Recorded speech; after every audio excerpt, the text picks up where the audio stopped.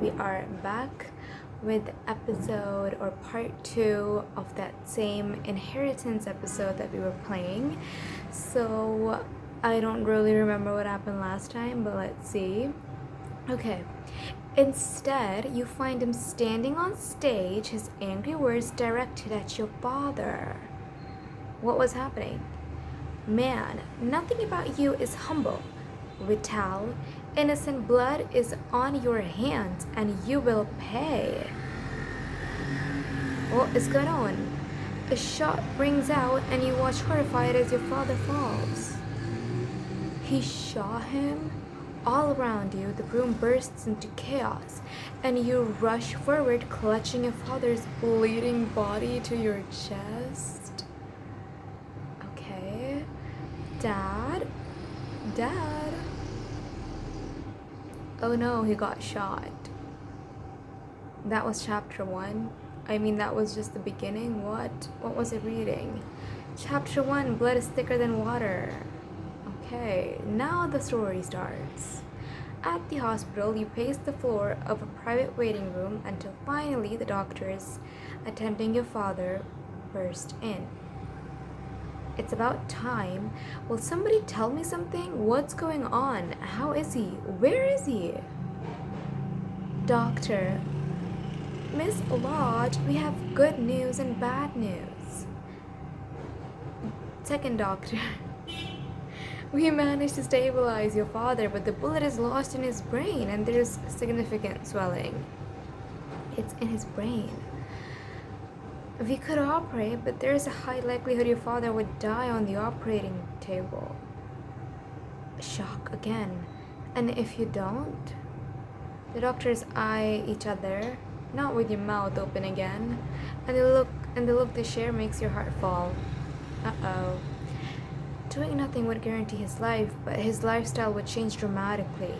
As his next of kin, the choice is yours to make. How is this even a choice?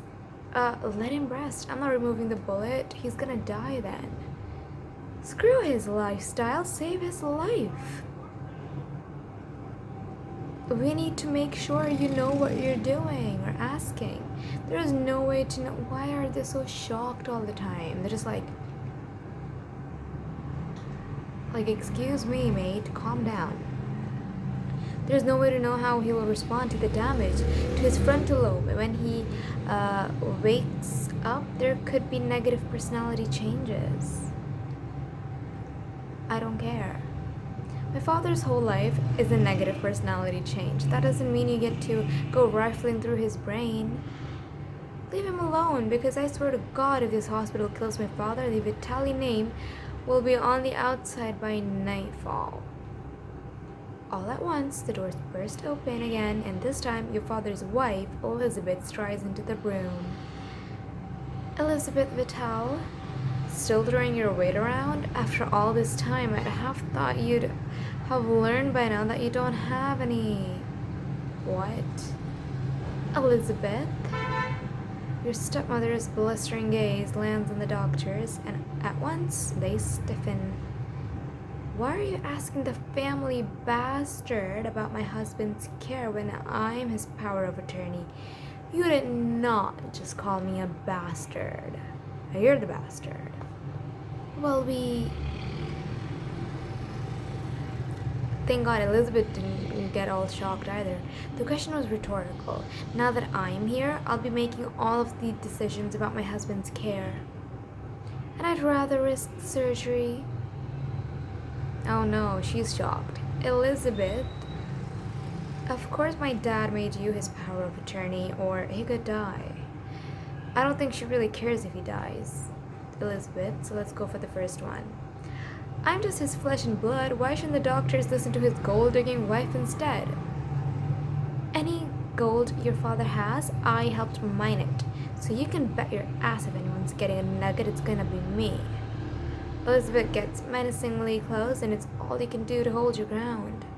From this moment on, your father and his medical care are officially none of your business. But if you need something to do, might I suggest you start with that? She points to the television in the corner of the room. set to a news station and you grab the remote to click through the channels. What is going on? I'm not making that shocked face again. News reporter: markets are tumbling in response to an attack on Vitality founder Theodore Vital. News reporter: police are hauling away 37-year-old Thomas Marsh. Marsh kicked off what some are calling the death of dynasty when he... Oh my gosh. As whole industries are purported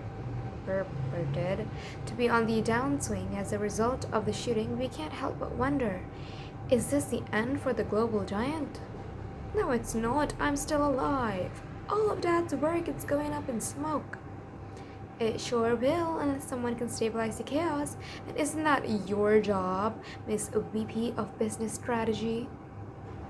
The words come out ice cold and mocking, a clear challenge, and immediately you tense. It is. I'm very good at. I even have the degree to prove it.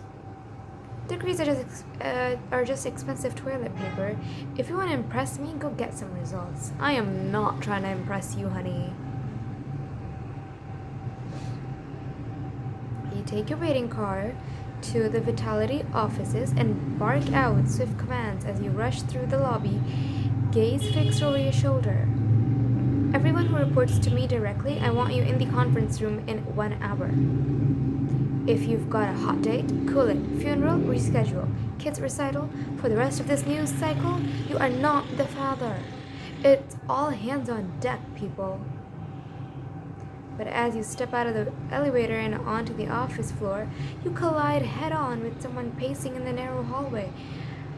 Who do you see, a man or a woman? I'm gonna go for a man because I am assuming that's the love interest. Oof. Again, I'm not sure.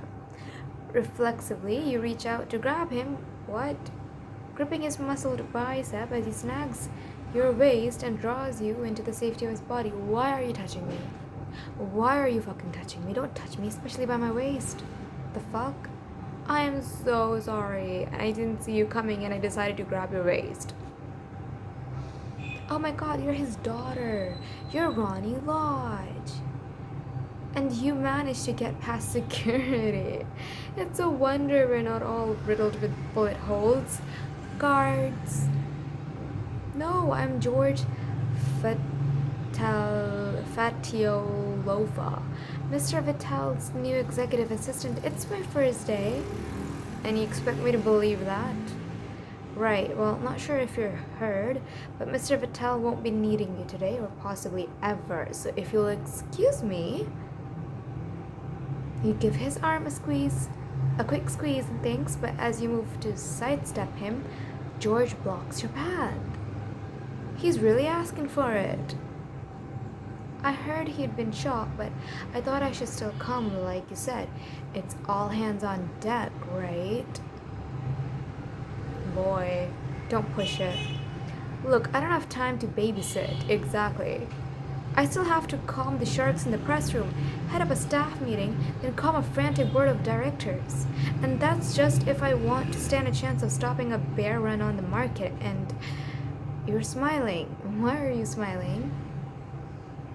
Because this is exactly the type of experience I wanted when I applied to work for your father. I'm ready to get to work wherever you need me. Get out of here. I don't fucking need you.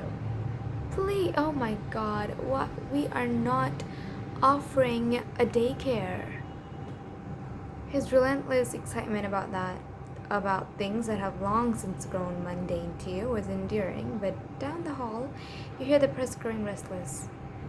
George, I'll be blunt with you. Why is there a hard choice? Dad probably only hired you because you're hot. From where? From which angle? I don't see it. Or, I don't suffer fools. Definitely second.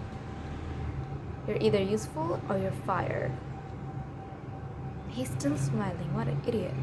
I only need today to prove myself. Okay, whatever. Fine, wow me. Now. What? Yes, boy. Or, yes, excited boy. Sorry, I'm out of snarky comments right now. I'll get better, I promise.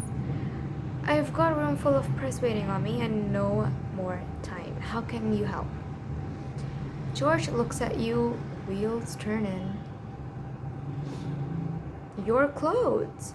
You can't go into that press room looking like that. Wow, that's how you decide to wow me, my outfit. You look down and for the first time you realize you're covered in blood. Huh? Your father's blood. Oops. Your father's blood. Right. Of course. Your voice trembles and George pauses, his smile faltering. I can have a suit delivered by messenger for you. Would that be okay? Before you can answer, your phone starts vibrating nonstop, and as you check the offending web alert, you hold up a hand, feeling suddenly woozy. Bring it to my office in 10 minutes, please. You got it. Everything all right? Just 10 minutes, George. And I guess we're gonna end the story here. And let's see if the new boy ends up wooing us or not. Is he going to or not? What do you think? Because I honestly don't think so. And the way he's so overly excited over the most boring ass mundane shit while we have an emergency case scenario to deal with is really annoying. So I don't know about this new intern guy. Let's see how he proves his worth. And yeah, we can always fire him if he sucks. So let's see. That's it for today's video. And in the next one, let's find out if intern boy impresses us.